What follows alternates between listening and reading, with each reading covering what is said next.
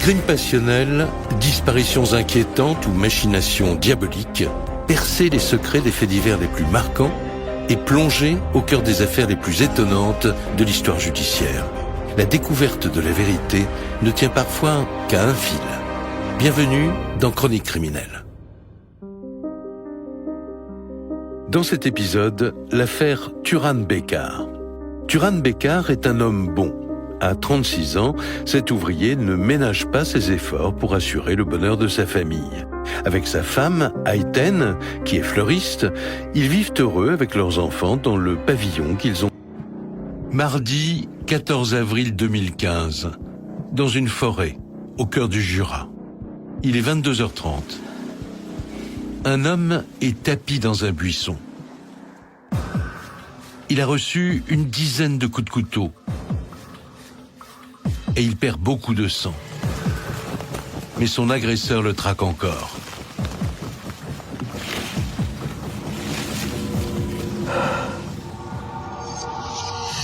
S'il bouge, il est mort. Puis il reprend sa fuite dans les bois. Son agresseur est toujours à ses trousses. Mais il veut sauver sa vie.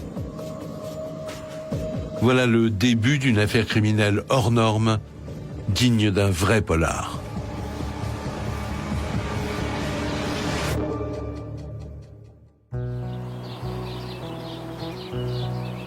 Tout commence quelques jours plus tôt, au printemps 2015, à Oyonnax, une petite commune verdoyante nichée dans le massif du Jura.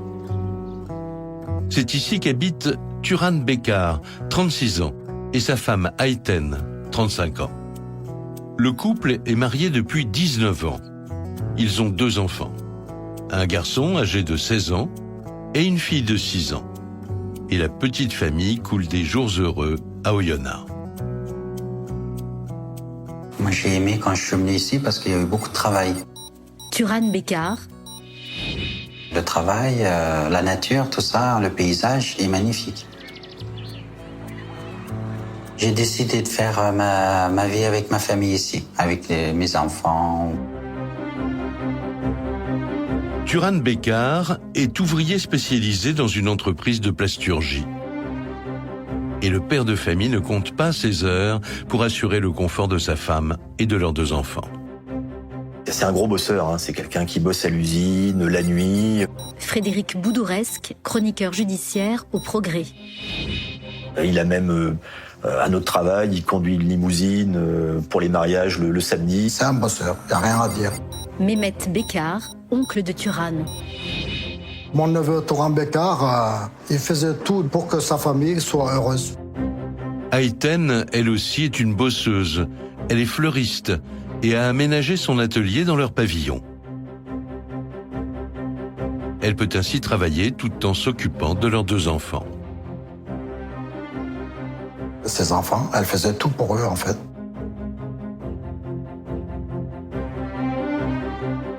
Ayten faisait les décorations de voitures pour les mariages. Oktay Bekar, cousin de Turan. Elle vendait des bouquets de fleurs pour les fêtes des mères, fêtes des pères, tout ça. Ça se passait très bien, hein. On vendait bien. Il y avait beaucoup de clientèle, les bouquets ils étaient magnifiques. Hein. À force de travail, le couple parvient à acheter une maison au printemps 2009. C'était un rêve d'acheter une maison pour la famille. J'avais une maison, j'avais mes enfants, j'étais heureux. Ils avaient un beau couple, ils avaient une belle vie. Ils étaient heureux avec les enfants. Ils avaient une belle maison. C'est vraiment magnifique pour passer une vie heureuse ici, ensemble. Turan Bekar est un homme comblé. Sa petite vie s'organise entre l'usine et sa famille. D'ailleurs, il s'apprête bientôt à fêter ses 20 ans de mariage avec Ayten. Un bonheur parfait jusqu'à ce 14 avril 2015.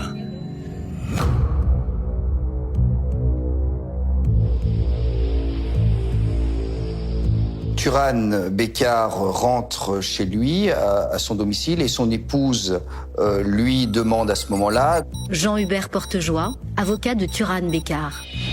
un service, c'est-à-dire d'aller livrer un bouquet de fleurs à un client. Et elle lui dit, voilà, j'ai préparé un bouquet. c'est un gros bouquet quand même. Il y a des roses, il y a des marguerites, je crois des fleurs blanches, des choses comme ça. Elle a mis un petit mot marqué « Je t'aime » dessus. Ayten explique à son mari qu'elle a accepté de rendre un petit service à ce client. C'est un monsieur qui va à un rendez-vous avec sa bien-aimée, il n'a pas de voiture, alors tu vois, tu vas l'emmener à son rendez-vous avec le bouquet, tu vas le laisser là-bas, tu reviens. J'ai dit d'accord, il n'y a pas de souci. Elle m'a dit 22h15, tu le prendras au centre-ville et il t'attendra là-bas, vers le cimetière. J'ai dit d'accord, je serai là-bas, 22h15. Chez les Bécard, la soirée se passe tranquillement, en famille. À 22h, Ayten rappelle à son mari qu'il est l'heure d'aller retrouver son client devant le cimetière. Elle lui tend le bouquet qu'elle a confectionné avec soin. Puis, Turan quitte le domicile pour effectuer la livraison. Et je suis arrivé à 22h15 devant le cimetière. J'ai vu, il y avait un monsieur là-bas. Un monsieur, on va dire, endimanché, hein, il a mis un joli costume, il a des lunettes, je crois, carrées. Bon, il semble effectivement aller à un rendez-vous. Je me suis arrêté à côté de lui, j'ai dit c'est pour vous les fleurs? Il m'a dit oui, c'est pour moi. D'accord. J'ai dit montez. Une fois le client installé dans la voiture, Turan lui montre le joli bouquet que sa femme a préparé avec le petit mot d'amour agrafé dessus. Le client est enchanté. Il lui indique alors le chemin à suivre pour l'amener jusqu'au lieu où il doit rejoindre sa petite amie. Et le monsieur lui dit allez en direction du lac Genin, je vous dirai où c'est, voilà, je vous indiquerai la direction. Alors que le lac Genin, c'est un endroit assez paradisiaque, hein, au milieu d'une forêt de sapins. On est monté direction la montagne. Sur la montagne, il commençait à poser des questions. Une conversation s'engage entre deux le long du trajet. Mais après quelques minutes, l'homme annonce qu'il ne se sent pas bien.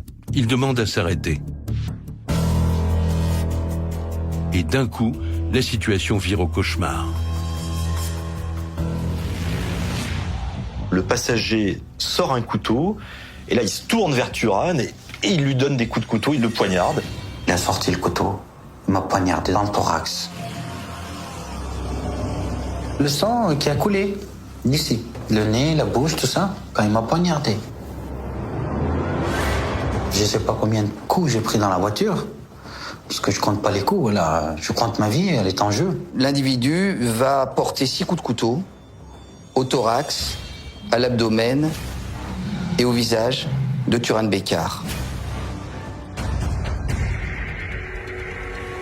Turan Bécard veut fuir, mais il est pris au piège. Dans la panique, il ne parvient pas à retirer sa ceinture de sécurité. Enfin, après quelques secondes, il réussit à se détacher et à s'échapper du véhicule. Je commence à sortir, il m'a mis un coup de couteau dans le dos. Commence alors une incroyable poursuite.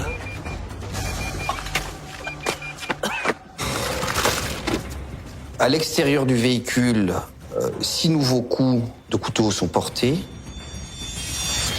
J'ai pris là, je croyais que j'avais perdu l'œil.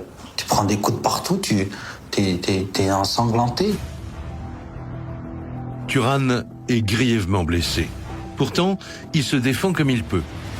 Turan Bécard arrive à porter des coups à son agresseur, et notamment un violent coup de poing.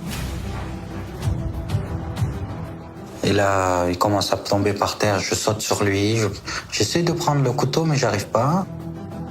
Turan ne parvient pas à s'emparer de l'arme de son agresseur, qui est bien décidé à le tuer. Alors, pour sauver sa peau, il prend la fuite. Mais le cauchemar continue. Dans la panique, son pied se prend dans une racine et il tombe. Quand je me relève, il est revenu derrière moi et là, il a mis un coup de couteau. Turan Bécard, Il voulait m'égorger. Il a tiré avec le couteau, là.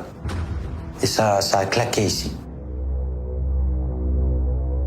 Ce dernier coup de couteau est d'une violence terrible puisque la lame se brise dans la gorge de Turan Bécard. J'ai tellement peur que mes nerfs, ils sont vraiment cryptés à 100%, que je ressens aucune douleur. Et c'est vraiment horrible.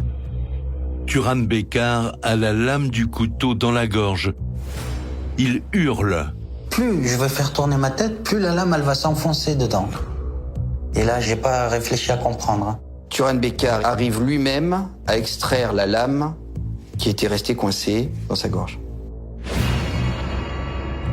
Quand j'ai enlevé la lame, j'ai senti du chaud qui glissait sur mon cou. La lame a frôlé la carotide. Turan perd beaucoup de sang. Au total, il a reçu 12 coups de couteau. Et son agresseur revient à la charge. C'est vraiment l'énergie du désespoir. Enfin, on se demande avec le nombre de coups de couteau qu'il a pris. Frédéric Boudouresque, chroniqueur judiciaire au Progrès. Comment il a encore la force, l'énergie de le repousser, mais il arrive à lui décocher un deuxième coup de poing. Son agresseur perd ses lunettes, ce qui va permettre à Turan Bécquart de s'enfuir à travers les bois. J'ai tout laissé tomber et j'ai sauté dans la forêt.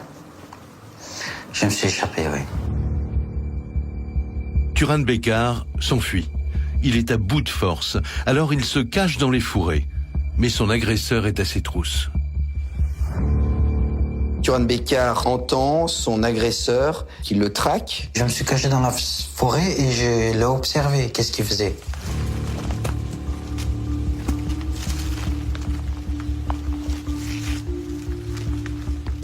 Et il voyait pas où j'étais parce que c'était tout noir. Alors il a amené la voiture, il a mis les pleins phares et il regardait encore s'il peut me voir. Et moi j'étais bien caché. J'étais bien cassé dans les buissons.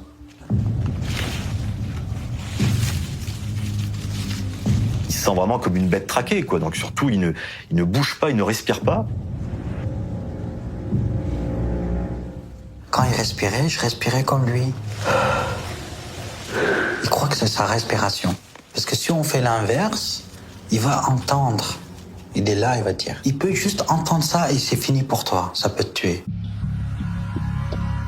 Turan Bécquart vit les instants les plus longs de son existence. Le moindre mouvement peut lui coûter la vie. Au bout d'une dizaine de minutes interminables, l'agresseur abandonne. Il s'en va. Turan a du mal à y croire. Il sort de sa cachette et il reprend sa course. Mais il est très affaibli.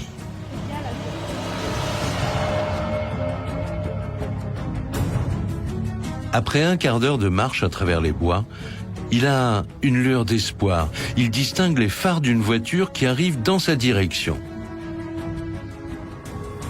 Quand j'ai vu les pleins phares qui venaient, tout doucement, il roulait à 40 par là. J'ai dit, je vais l'arrêter, il va me sauver. J'ai dit au secours, tout ça, je suis sorti devant lui. Il se met plus ou moins en travers de la route, il fait des signes. Et plutôt que de ralentir, le véhicule accélère. La voiture lui fonce dessus. D'un coup, il a braqué sur moi. Il m'a foncé dessus, sur la voiture. Waouh! Turan comprend immédiatement qu'il s'agit de son agresseur, bien décidé à terminer son travail. Au dernier moment, Turan Bécquart arrive à se jeter dans le fossé. Jean-Hubert Portejoie, avocat de Turan Bécquart.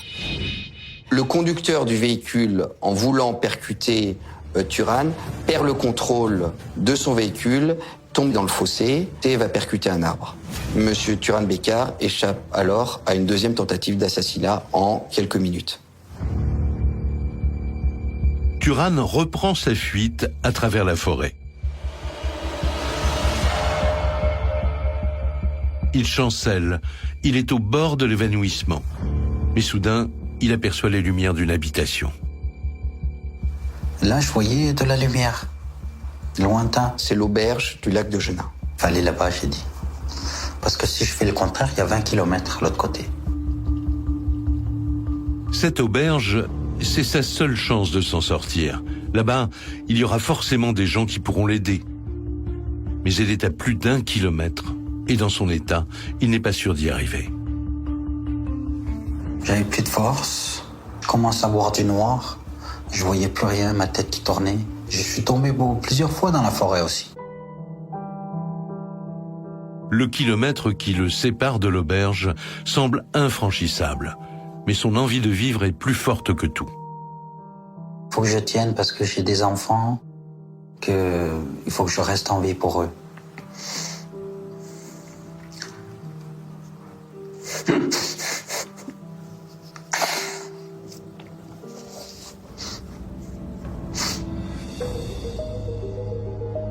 Turan Bécquart met plus d'1 heure à parcourir ce dernier kilomètre. Lorsqu'il arrive enfin à l'auberge du lac de Genin, il est 23h40. Il est à l'agonie. Arrivé à l'auberge, j'ai dit au secours. J'ai tapé sur le carreau. Monsieur Godet, le patron de l'établissement, est en train de faire du nettoyage après le service du soir. J'ai entendu une voix à l'extérieur, un monsieur qui criait « Au secours, on me poursuit avec un couteau, quelqu'un veut me tuer ». Denis Godet, propriétaire de l'auberge du lac Genin. J'ai ouvert une fenêtre et j'ai regardé ce qui se passait. J'ai vu monsieur Bécquart en sang au milieu de la route. Je me suis posé par terre. J'ai dit c'est bon, je suis arrivé.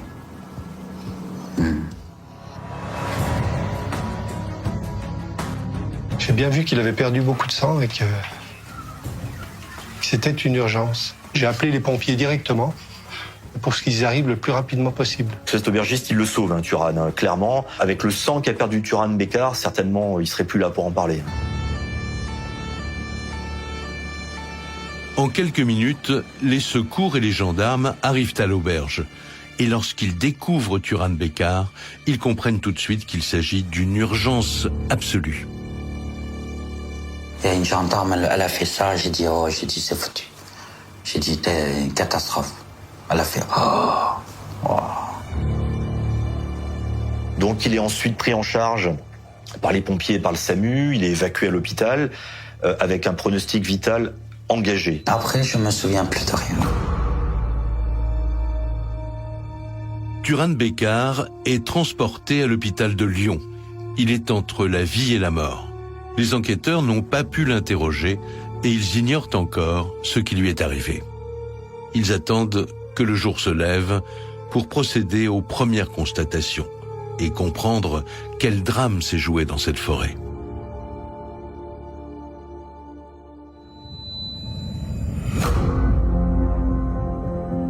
Alors que les médecins font leur possible pour sauver Turan Bécquart, sa femme, Ayten, ignore toujours qu'un malheur est arrivé à son époux. Dans l'urgence, personne n'a pensé à la prévenir.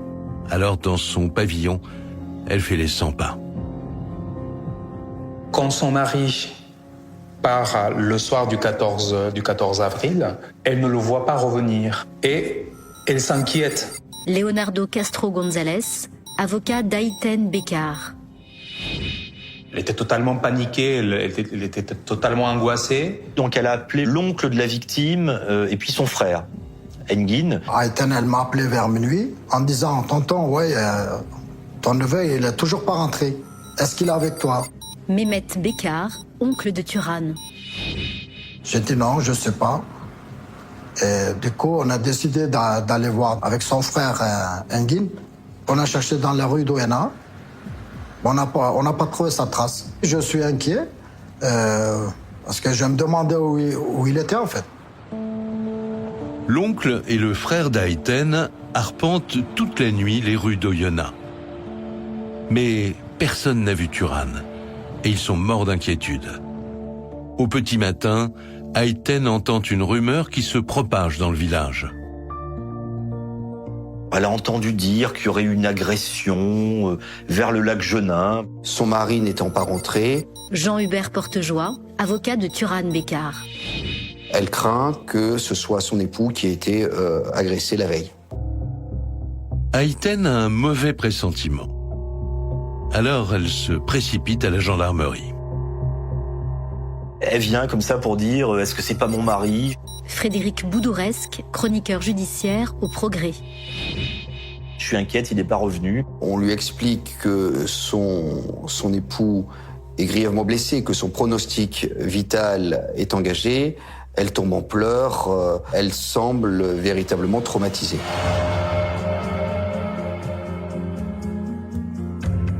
Elle est interrogée par les enquêteurs, mais elle n'a aucune idée de qui a pu commettre l'agression. Ayten Bekar est en état de choc. Elle est incapable de répondre aux enquêteurs. Elle a tout juste la force d'appeler sa famille pour leur annoncer la terrible nouvelle.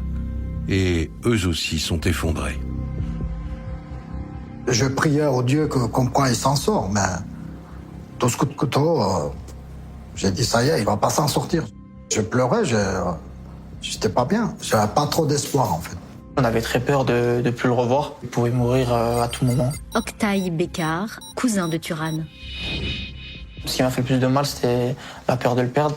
Et on était choqués, quoi. On se posait 1000 questions. Qui a pu faire ça? Pourquoi? Pour quelle raison? Pour tenter de voir plus clair dans cette affaire, les enquêteurs commencent leurs investigations.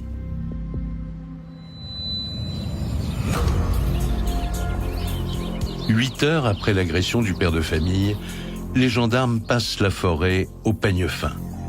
Rapidement, ils retrouvent le véhicule de Turan Bekar à 1 kilomètre de l'auberge.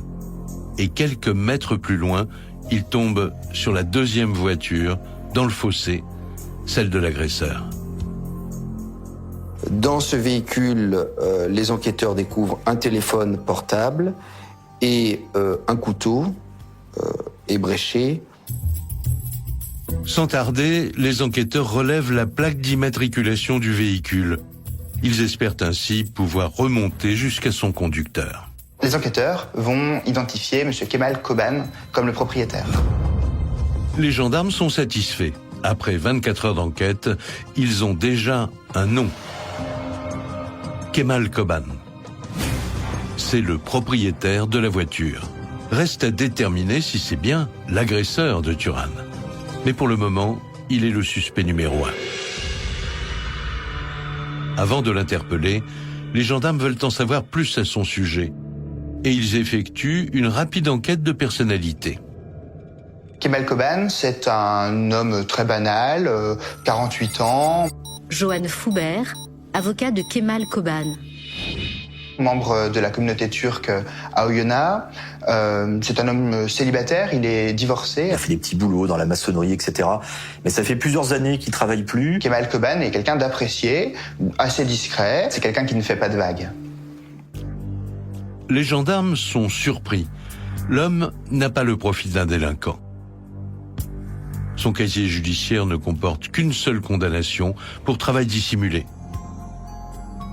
Les enquêteurs se demandent s'il ne serait pas en train de faire fausse route.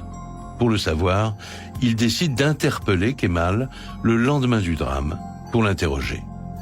Mais il y a un problème. Les gendarmes vont rechercher Kemal Koban, qui d'habitude se trouve toujours dans un café ou un autre de la ville, et il sera totalement introuvable. Kemal a disparu des écrans radars. Pour Turan, hospitalisé dans un état grave, savoir son agresseur dans la nature est une angoisse supplémentaire. Ça m'inquiète parce que c'est un tueur qui lâche pas. Peut-être il peut me retrouver et me tuer. Turan Bekar. Il n'a pas fini sa mission.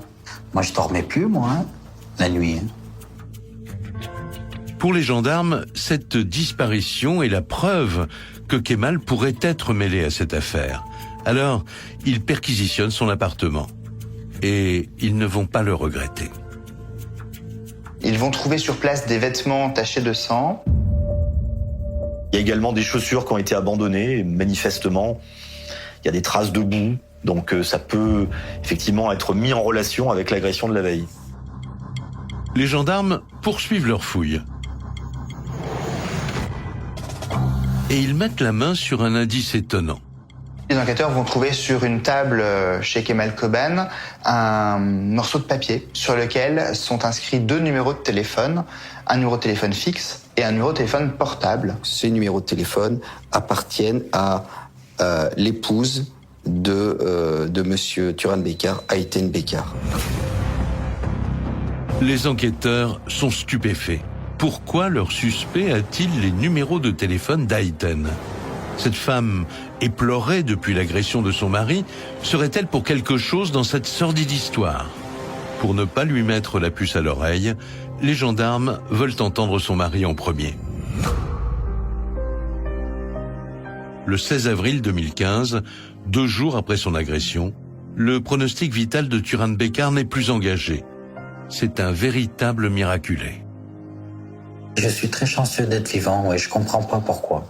J'ai miraculé, on peut dire pire que ça. Oui. J'ai été béni par des dieux. C'est un vrai miraculé, Turan Bekar. On se demande pourquoi il est encore de ce monde. C'est une affaire exceptionnelle qui est digne d'un polar. C'est une histoire incroyable, quoi. Franchement, c'est un film. Je m'en sors très très bien, oui. Je suis content, oui. Je suis pas handicapé, je suis bien. Ça va. Même s'il est tiré d'affaire, Turan Bekar est toujours affaibli. Mais il peut enfin être interrogé. Un enquêteur l'auditionne sur son lit d'hôpital. Et il commence par la question qui l'intrigue. Que faisait-il dans les bois, en plein milieu de la nuit? Moi j'ai dit c'est ma femme qui m'a envoyé livrer des fleurs avec quelqu'un. Il fallait que je le dépose ici. Et là, en route, il m'a arrêté sur le chemin et il m'a poignardé. Pour l'enquêteur, tout s'éclaire. Kemal Koban est tout simplement l'un des clients de Ayten, la femme de Turan. Il n'y a donc rien d'étonnant à retrouver son numéro de téléphone chez lui.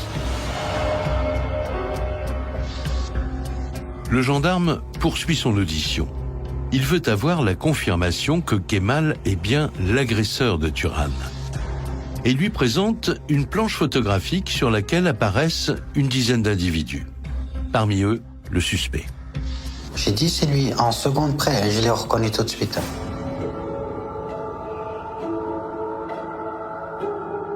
Ils m'ont posé la question si je le connais. Non, je le connais pas, je l'ai jamais vu. Non. Les gendarmes sont maintenant certains de tenir l'agresseur de Turan. Mais une chose leur échappe. Pourquoi Kemal s'est-il acharné sur lui? Pour le moment, les gendarmes n'ont pas la réponse à cette question. Dans la chambre d'hôpital, l'audition de Turan se poursuit. L'enquêteur cherche maintenant à savoir s'il a des ennemis. Non, j'ai personne qui veut me tuer. Je suis quelqu'un de tranquille, qui a pas d'ennemis. Turan Bekar n'a jamais eu affaire à la justice. Jean-Hubert Portejoie, avocat de Turan Bekar. C'est monsieur tout le monde. Turan, c'est une personne très calme. Oktay Bekar, cousin de Turan. Il est très gentil, il cherche pas les problèmes, pas les embrouilles. Je comprends pas pourquoi lui il va me tuer. Le gendarme n'est pas très avancé.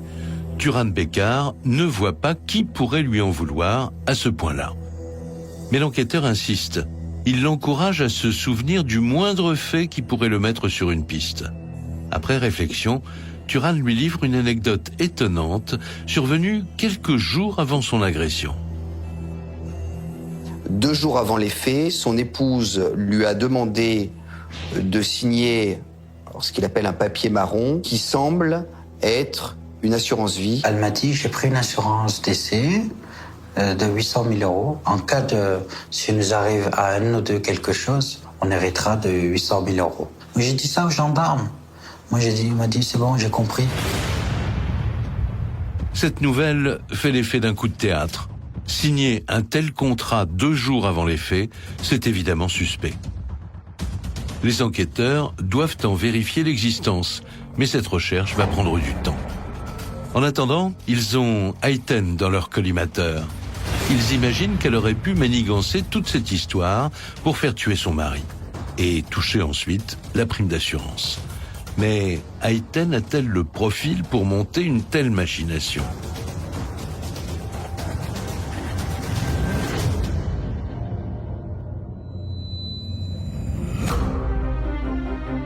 Pour y voir plus clair, les gendarmes interrogent les proches. Ils veulent en savoir plus sur le couple. Alors Turan Bekar et sa femme Ayten, ce qu'il faut savoir, c'est qu'ils sont cousins déjà. Ma mère et son père, c'est des frères. Alors Turan, il est né en France, elle est née en Turquie. Frédéric Boudouresque, chroniqueur judiciaire au Progrès. Et il a été, entre guillemets, la chercher en Turquie, elle avait 17 ans.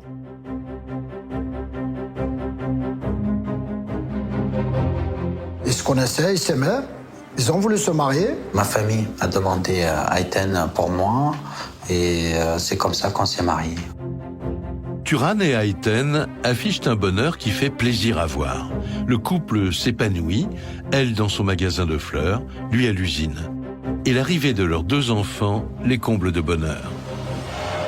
Mais les années passent et à la maison, les rires laissent place aux disputes. Ils ont eu des hauts et des bas dans leur couple.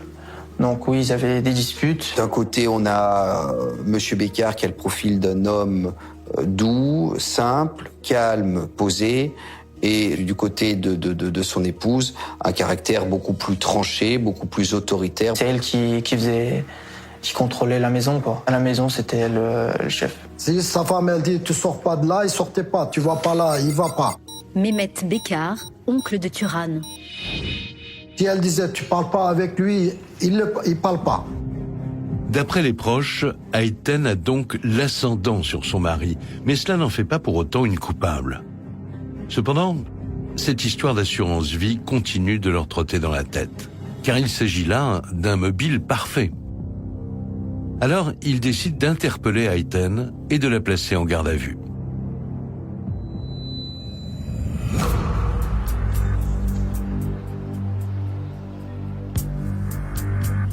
Trois jours après le drame, la jeune femme est interrogée. Elle semble bouleversée. D'emblée, les gendarmes lui demandent si cette livraison de fleurs était un leurre, un piège pour faire tuer son mari. Et sa réponse va les désarçonner. Elle dit, mais pas du tout, non, moi je lui ai jamais demandé de livrer un bouquet de fleurs. Au contraire, c'est lui qui m'a demandé de préparer un bouquet de fleurs et qui est parti. Je savais pas où il allait, il m'a rien dit, etc. Il est parti en lui disant je reviens. Ayten nie tout en bloc. Selon elle, son mari ment. Et ce n'est pas tout. Elle jure qu'elle n'a jamais entendu parler de Kemal, qu'elle ne sait même pas comment son numéro de téléphone s'est retrouvé chez lui. Les gendarmes ne savent plus qui croire. La jeune femme est en larmes, elle semble sincère. Elle tombe même de sa chaise quand il la questionne sur cette assurance vie. Elle est formelle. Elle n'a jamais rien fait signer de la sorte à son mari. Ayten, elle se défend, mordicus, elle dit que c'est pas elle qui a pu faire ça, c'est une bonne épouse, pourquoi est-ce qu'elle aurait tué son mari? Elle n'a jamais cessé d'aimer son mari. Leonardo Castro González, avocat d'Ayten Bekar. C'était le père de ses enfants. Il était totalement impossible pour elle de vouloir lui ôter la vie. Et les gendarmes ne sont pas au bout de leur surprise, car Ayten ne leur a pas tout dit. Elle leur raconte maintenant que si elle aime son mari, il ne lui rend pas la vie facile. Elle commence à décrire un quotidien avec lui qui est un véritable enfer conjugal. C'est une femme battue, elle a voulu se séparer de lui, mais lui il veut pas, elle voulait divorcer. Vraiment, elle l'enfonce au maximum, on va dire. Selon Ayten, Turan Bekar serait un mari violent. Et c'est une information qui intéresse les gendarmes. Ils décident de l'interroger à nouveau. L'homme, toujours convalescent, n'en revient pas de ces accusations. Je commence à me mettre en colère parce que je me dis pourquoi elle dit ça. Je pourrais pas faire ça à une femme, ça se fait pas. Monsieur Bekar a toujours contesté avoir porté le moindre coup sur son épouse. Afin de savoir qui dit vrai, les gendarmes décident de creuser cette histoire de violence conjugale. Et ils découvrent qu'Ayten s'était déjà présenté dans leur service pour dénoncer son mari. Il y a eu, certes, 4 plaintes qui ont été déposées, mais toutes ont été classées sans suite. Les gendarmes n'ont jamais eu la moindre preuve de la violence de Turan Bekar. D'ailleurs, il est révolté par cette accusation. Non seulement il nie avoir levé la main sur sa femme, mais il l'accable à son tour de reproches. Elle s'énervait pour rien, ouais. J'allais chercher peut-être un paquet de cigarettes au bureau de tabac. C'était la crise totale.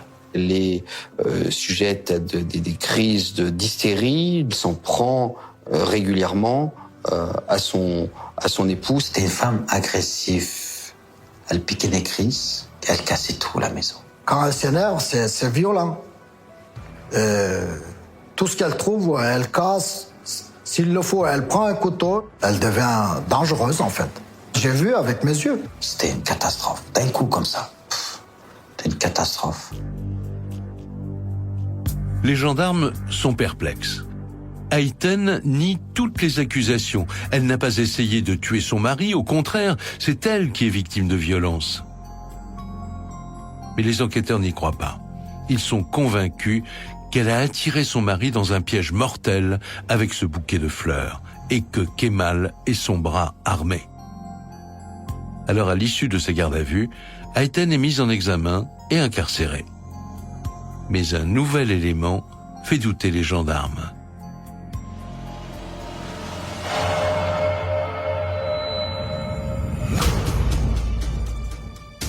Le 7 mai 2015, alors que Kemal est en cavale depuis 3 semaines, les enquêteurs reçoivent un message d'alerte.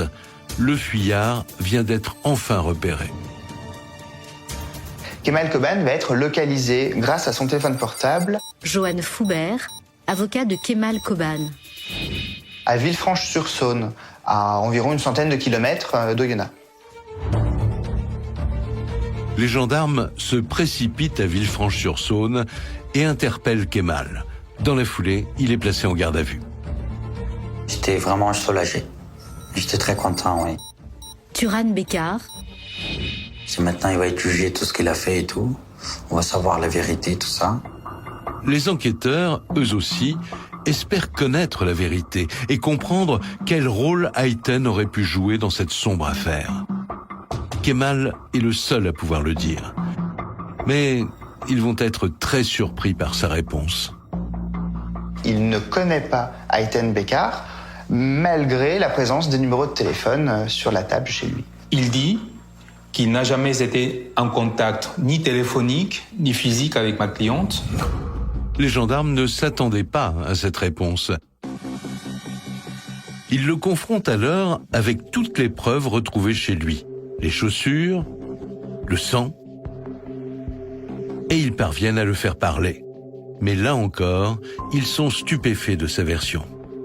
Il va servir aux enquêteurs une toute autre histoire. Frédéric Boudouresque, chroniqueur judiciaire au Progrès. C'est-à-dire que lui, il va dire oui, j'avais rendez-vous avec Turan, effectivement. Non, mais c'était pas pour une histoire de fleurs. En fait, c'était mon dealer. Turan Bécard, ce père de famille a priori sans histoire, serait-il un dealer de drogue ? Les enquêteurs sont curieux de connaître la suite de la version de Kemal. Il explique que son rendez-vous avec Turan pour la drogue a très vite dégénéré. Il a constaté sur place que le produit n'était pas de bonne qualité et s'en est suivi une altercation. Il explique alors que Turan Bécard s'est saisi d'un couteau et l'a menacé, qu'ils se sont battus et qu'il a blessé Turan Bécard. Et il justifie sa fuite par la peur de Monsieur Bécard. Jean-Hubert Portejoie, avocat de Turan Bécard. Et la peur de représailles. Les enquêteurs n'en reviennent pas. Rien à voir avec l'histoire que leur a racontée Turan. Kemal affirme qu'il l'a poignardé en état de légitime défense. Mais les gendarmes ont des doutes, car Turan Bécard n'a absolument pas le profil d'un dealer de drogue. Turan Bécard, manifestement, ne consomme pas de stupéfiants, n'en a jamais acheté et n'en a jamais vendu. Il me poignarde, après ça suffit pas, et il me salit. C'est vraiment honteux. Les gendarmes ne croient pas à cette histoire. Après 48 heures de garde à vue, Kemal est mis en examen pour tentative d'assassinat et incarcéré. 3 semaines après l'agression de Turan Bécard, les enquêteurs ont 2 suspects derrière les barreaux. Pourtant, ils ne sont guère avancés, car Kemal et Ayten nient catégoriquement. Selon eux, Turan est un menteur. Mais les gendarmes sont convaincus qu'ils sont de mèche. Alors ils ne lâchent rien et leur ténacité va payer.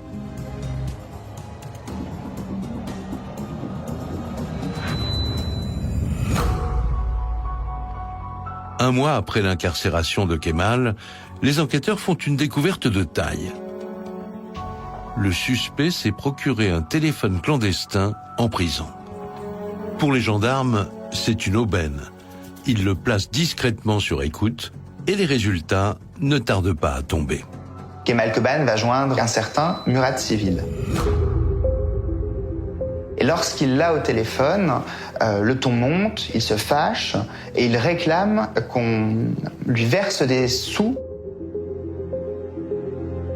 Il dit, j'ai fait comme on m'a dit, etc. Mais maintenant, il me faudrait de l'argent, faut tenir ta parole, faut me donner de l'argent. Il ira jusqu'à dire à Murat que s'il ne récupère pas l'argent, les choses tourneront à l'envers et qu'alors chacun purgera sa peine.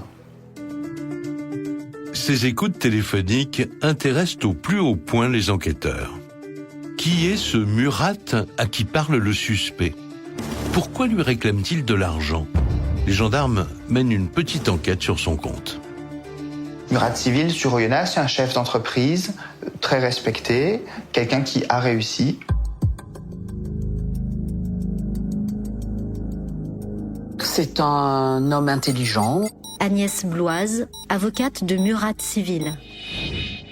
Totalement inséré, qui a une absence totale d'antécédents judiciaires. C'est un homme qui est marié, qui est père de 2 enfants. Il est toujours prêt à aider ceux de la communauté turque qu'il côtoie, qui n'ont pas eu sa chance, qui n'ont pas eu sa réussite. Les gendarmes sont étonnés. Ce chef d'entreprise est a priori au-dessus de tout soupçon. Alors, pourquoi Kemal le menace-t-il pour obtenir de l'argent? Les enquêteurs vont vite faire le lien avec leur affaire. Ils découvrent que Murat est un vieil ami d'Ayten et ils ne vont pas tarder à en apprendre plus.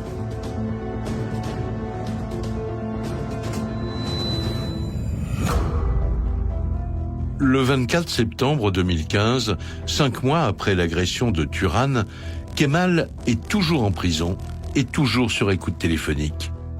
Le suspect réclame plus que jamais son argent. En vain. Alors il demande à être entendu par les enquêteurs et son témoignage va tout changer. Kemal Koban, il décide de tout balancer. Et là, il déballe tout. C'est plus une histoire de transaction de drogue. Là, il raconte qu'il y a un complot. Un grand complot familial tendant à la suppression de M. Becar. Il dit clairement, j'ai été recruté pour poignarder, pour tuer Turan Bekar. Et donc il raconte que le frère de la femme de Turan, qui s'appelle Engin, et Murat Civil lui ont demandé, contre une somme de 8 000 €, de tuer Turan. Kemal vient enfin de lâcher la vérité, celle que les enquêteurs recherchent depuis 5 mois. Ayten a bien commandité l'assassinat de son mari et un nouveau complice apparaît dans l'affaire. Son frère, Engin. Et Kemal Koban n'en a pas fini avec ses révélations. Il raconte maintenant aux enquêteurs la genèse de cette tentative d'assassinat. Kemal Koban, il explique que c'est Murat Civil qui l'a recruté, on va dire. C'est des connaissances, on va dire, un peu de café. Il est pas très chaud au départ, il raconte qu'il leur a même dit, mais moi, tuer quelqu'un, mais je peux pas faire ça, puis je sais pas faire ça en plus. Mais Kemal Koban a une addiction au jeu, il joue beaucoup, mais de toutes petites sommes. Il doit toujours de l'argent à tout le monde dans les cafés turcs. Et donc, il est criblé de petites dettes. Joanne Foubert, avocat de Kemal Koban. Qui, mises bout à bout, constitue un endettement considérable pour lui. Les gendarmes découvrent que c'est finalement par appât du gain, pour rembourser ses dettes de jeu, que Kemal a accepté de tuer Turan. Mais ils apprennent aussi qu'il n'était pas seul sur les lieux. Murat l'aurait récupéré avec sa voiture dans la forêt juste après l'agression. On a un scénario qui se dessine, un exécutant, M. Koban, une commanditaire, Ayten, accompagnée par son propre frère, et un intermédiaire, à savoir M. Murat Civil. Les enquêteurs commencent enfin à savoir qui a fait quoi. Mais avant de lancer les interpellations, ils veulent se renseigner sur le frère d'Ayten. Mon client est âgé de 43 ans, totalement inconnu des services de police et de gendarmerie. Arnaud Lévy-Soussan, avocat d'Engin Yalcin. Ayant toujours exercé une activité professionnelle, je pense qu'on peut le qualifier de bon père de famille. Donc ça n'est pas une personne à problème. Les enquêteurs n'en reviennent pas. Leurs 4 suspects dans cette tentative d'assassinat sont pour le moins atypiques. 2 maçons, un chef d'entreprise et une fleuriste. Et la suite de cette affaire n'a pas fini de les surprendre.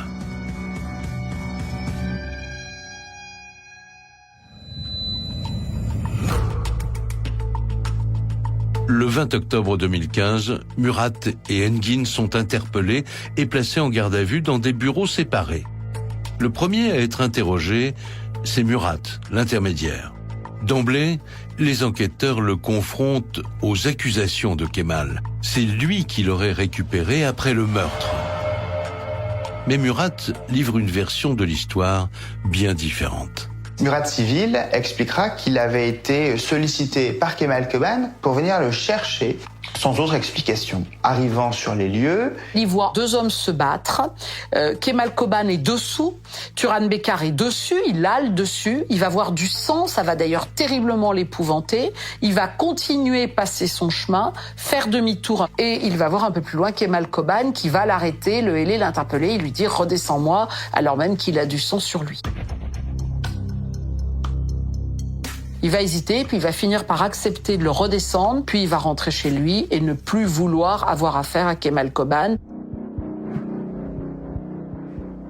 Murat affirme aux gendarmes qu'il est innocent. Il répète qu'il a juste été témoin, malgré lui, de cette tentative d'assassinat. Mais les enquêteurs sont très sceptiques. Ce qui intrigue les enquêteurs, c'est que il n'appelle pas non plus les pompiers. Frédéric Boudouresque, chroniqueur judiciaire au Progrès. Parce qu'il est censé être au courant qu'il s'est passé une attaque au couteau, une victime qui est peut-être là, quelque part, en train d'agoniser quelque part, et il dit rien. Les gendarmes insistent, ils veulent connaître la vérité. Mais ils ne tireront rien de plus de Murat. Ils espèrent qu'Engin, le frère, se montrera plus bavard. Mais c'est peine perdue. Monsieur Engin Yalcin, il est abasourdi. C'est la première fois qu'il est entendu par les services de gendarmerie. Il explique aux gendarmes qu'il n'a aucun intérêt à s'en prendre à son beau-frère. Engin clame haut et fort qu'il n'a rien à voir dans cette affaire, tout comme sa sœur Ayten. Ils sont innocents. Les gendarmes sont dubitatifs. Ils ont 4 suspects et presque autant de versions différentes de l'histoire. Alors comment s'y retrouver? À défaut d'aveu, ils ont besoin de preuves. Et justement, l'enquête qu'ils mènent en parallèle des interrogatoires va livrer ses fruits. Depuis 5 mois, les enquêteurs n'ont pas lâché la piste de l'assurance vie. Un contrat qu'Ayten nie avoir fait signer à son mari juste avant sa tentative d'assassinat. C'est une pièce maîtresse de l'enquête. Alors les gendarmes réalisent un travail de fourmi et appellent les organismes d'assurance un par un pour en retrouver la trace. Et leurs efforts vont payer. C'était pas une assurance vie, en fait, c'était un simple contrat d'assurance auto. Et en cas d'accident, Leonardo Castro González, avocat d'Ayten Bekar. il y avait un capital qui pouvait aller jusqu'à 800 000 euros. Grâce à ce contrat, si Turan meurt d'un accident de voiture, sa femme touchera 800 000 euros. Et les enquêteurs apprennent qu'Ayten a souscrit cette assurance le 11 avril 2015, soit 3 jours avant la tentative d'assassinat de son mari. Elle a été souscrite en catastrophe, c'est-à-dire que cette voiture qui n'était pas assurée depuis des semaines, depuis des mois, qui n'avait pas roulé, tout d'un coup, Ayten l'assure. Pour les enquêteurs, ça n'est pas une coïncidence. Ayten a pris cette assurance avec, en tête, l'idée de tuer son mari. Mais pour son avocat, cette hypothèse ne tient absolument pas la route. Les experts mandatés par les compagnies d'assurance n'auraient jamais manqué de constater que la victime a été poignardée. Quelqu'un qui s'est fait poignarder, ce n'est jamais par accident. Et par conséquent, donc, une assurance n'aurait jamais fourni un capital qui pouvait aller jusqu'à 800 000 euros. Donc il n'y a pas de motif financier et il n'y a pas de motif tout court dans cette procédure.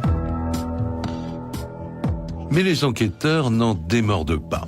Ils imaginent qu'Ayten voulait faire assassiner son mari, puis brûler la voiture pour ne laisser aucune trace des coups de couteau. S'ils émettent cette hypothèse, c'est qu'ils ont découvert qu'Ayten n'en serait pas à son coup d'essai. Elle aurait déjà inventé des stratagèmes frauduleux pour toucher de l'argent des assurances. Les enquêteurs se rendent compte que Ayten, il y a souvent des voitures qui brûlent et de l'argent qui est touché. Ça les met sur la piste quand même de quelqu'un, d'une femme finalement peut-être assez calculatrice, qui a pu comme ça échafauder un plan pour se débarrasser de son mari. D'ailleurs, les enquêteurs font une découverte qui va les conforter dans ce scénario. Quelques jours ou la veille, on va dire, de la tentative d'assassinat, elle se renseigne pour acheter une nouvelle voiture. Donc ça aussi, ça leur paraît curieux. Ils se disent, mais attendez, comment vous pouviez savoir que finalement, vous auriez besoin d'une autre voiture ? Et les gendarmes font une autre trouvaille, un nouvel élément machiavélique qui les conforte quant à la culpabilité d'Ayten. Elle a appelé une association de rapatriement des défunts en Turquie. Alors si on lui dit, mais pourquoi vous avez appelé cette association ? Vous saviez, la veille, que Turan, on allait tenter de le tuer. Alors, bon, elle dit que non, mais c'est le hasard, elle voulait se renseigner. Ma cliente avait souscrit une adhésion auprès de cette association bien des années avant, bien avant que cette affaire n'ait lieu. Leonardo Castro González, avocat d'Ayten Bekar. Alors qu'elle ait contacté cette association, ça ne signe pas non plus un quelconque projet criminel. L'avocat d'Ayten conteste, mais pour les enquêteurs, il n'y a plus de doute. Ayten avait bien en tête de liquider son mari pour toucher la prime d'assurance. Un scénario sordide qui laisse Turan sans voix. Pour cacher les coups de couteau, ils allaient me brûler dans la voiture, ni vu ni connu. Turan Bekar. Ça allait me cramer.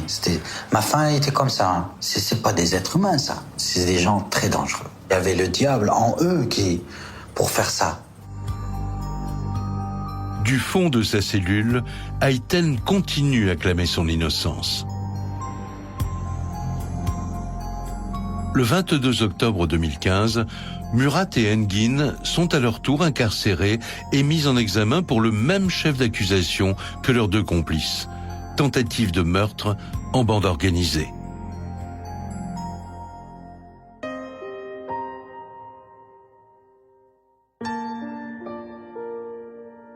Pour Turan Bekar, c'est toute sa vie qui s'écroule.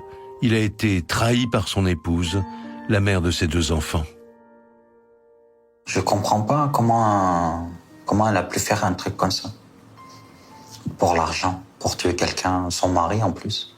20 ans de mariage en plus. Personne s'y attendait à ça, quoi. C'était un choc. Je pensais pas qu'elle va faire une chose pareille, en fait. Pas à ce point. Mehmet Bekar, oncle de Turan. De commanditer de tuer son mari. Elle a oublié que c'était le père de ses enfants. Elle a pas d'âme, elle a pas d'esprit, elle a rien. Elle a aucune pitié. Son mari, elle s'en fout. Ses enfants, elle s'en fout. Son but, c'est de tuer pour l'argent. Il y a que ça qui intéresse. J'ai été trahi pendant 20 ans par une femme que j'ai aimée. Je m'attendais même pas à ça. 20 ans quand même, hein. Je pense qu'elle m'a jamais aimé.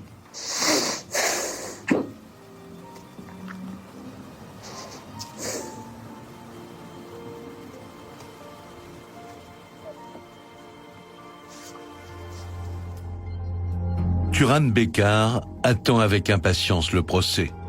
Depuis le début, Ayten, sa femme, n'a jamais craqué. Elle hurle qu'elle est innocente. Mais pour Turan, il est important que la mère de ses enfants livre la vérité. Va-t-elle enfin fendre l'armure ? Le procès pour la tentative d'assassinat de Turan Bekar s'ouvre le 21 juin 2019 devant la cour d'assises de l'Ain. 4 ans après sa terrible agression, il espère des aveux de sa femme. Mais c'est peine perdue. Seul Kemal reconnaît les faits. Ayten, Engin et Murat jurent encore à l'unisson qu'ils sont innocents. Les 3 co-accusés qui plaident l'acquittement, Johan Foubert, avocat de Kemal Koban, ne feront que contester pied à pied, phrase après phrase, audition après audition, toute participation. Le dossier, quand on l'examine de manière rigoureuse, la place nécessairement doit être donnée au doute. Le doute doit nécessairement aussi conduire vers l'acquittement. Mais pour la cour et les jurés, le doute n'est pas possible. Le 28 juin 2019, après 6 jours de procès, c'est le verdict. Kemal est condamné à 16 ans de réclusion criminelle pour tentative d'assassinat. Pour les 3 autres accusés, la cour retient la complicité de tentative d'assassinat. Engin, le frère, écope de 16 ans. Murat, l'intermédiaire, prend 13 ans. Ayten, considéré comme le cerveau de l'affaire, est condamné à la peine la plus lourde, 18 ans de réclusion criminelle. Les 4 accusés font immédiatement appel. Imaginez que cette femme est capable de préparer un bouquet, d'aller jusqu'au détail de ce mot d'amour. Agnès Bloise, avocate de Murat Civil. Ça fait froid dans le dos. Je peux vous dire que la photo du bouquet de fleurs a longuement circulé entre les jurés et qu'à mon sens, ça a été un des éléments qui ont conduit à la condamnation assez exemplaire d'Ayten Bekar. C'est un bouquet d'amour qui devient un passeport pour la mort. Le procès en appel s'ouvre le 18 septembre 2020 à Saint-Étienne. Ayten et son frère crient toujours au complot. Le verdict est moins sévère qu'en première instance. Kemal est condamné à 13 ans de réclusion criminelle. Murat prend 12 ans. Engin écope de 16 ans, tout comme sa sœur Ayten. Pour Turan Bekar, ces condamnations revues à la baisse n'effaceront jamais le mal qu'il a subi. Car pour lui, cette affaire est un véritable drame. Il a tout perdu avec cette tentative d'assassinat. Sa maison a été saisie, puis vendue aux enchères. Jean-Hubert Portejoie, avocat de Turan Bekar. Les échéances du prêt n'ont pu être honorées. Madame Bekar étant placée en détention provisoire et Monsieur Bekar étant hospitalisé. Ses enfants ont été placés. Son épouse a été placée en détention provisoire. Il a tout perdu. Ils m'ont massacré ma vie, ils m'ont pris ma maison, mes enfants, tout ça. Et je veux comprendre pourquoi. À cause d'une longue convalescence et de la saisie de la maison, les enfants de Turan Bekar, mineurs au moment des faits, ont été placés par les services sociaux. Aujourd'hui, son fils aîné est majeur et vole de ses propres ailes. Mais sa fille, encore mineure, est toujours placée en famille d'accueil. Turan Bekar espère pouvoir récupérer sa garde. Mais les démarches sont longues. D'avoir tout perdu, ça fait mal. Hein. C'est une catastrophe. Mais surtout, tout ce que tu as perdu, c'est pas l'argent. Turan Bekar. C'est les enfants, la belle vie que tu avais avant, tu vois. Ça, t'as pas... Ça, c'est pas l'argent, ça. Ça, c'est être heureux d'avoir une famille, c'est ça.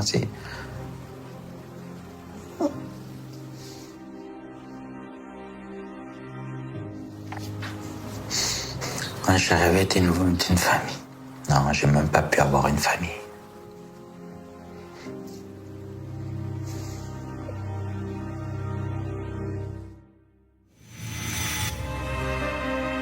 Vous venez d'écouter Chronique criminelle. Si l'épisode vous a plu, n'hésitez pas à mettre des étoiles, à commenter ou à vous abonner sur votre plateforme d'écoute préférée. Et retrouvez dès la semaine prochaine un nouvel épisode de Chronique criminelle.